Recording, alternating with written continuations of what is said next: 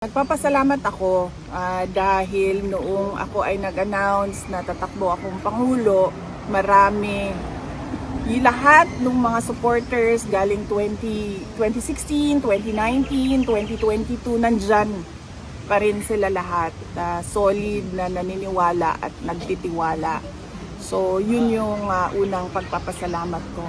Yung pangalawang pagpapasalamat ko ay yung kanilang suporta sa akin ngayon na humaharap sa impeachment na gawa-gawa ng House of Representatives. At syempre, sinusuportahan ng iba pang mga senators ay merong mga kababayan natin na lumalabas na, nagpipiket na, pinapahayag na nila publicly yung opposition nila sa impeachment. Nagpapasalamat ako sa kanila. Pero base din sa discussion namin kanina ni Pangulong Duterte, lahat ng mga nangyayari sa buhay ng isang tao ay sinulat yan ng Diyos. So kung ma-impeach ako, yan ay sinulat na ng Diyos. Kung hindi man ako ma-impeach, see you sa 2028. see you tomorrow.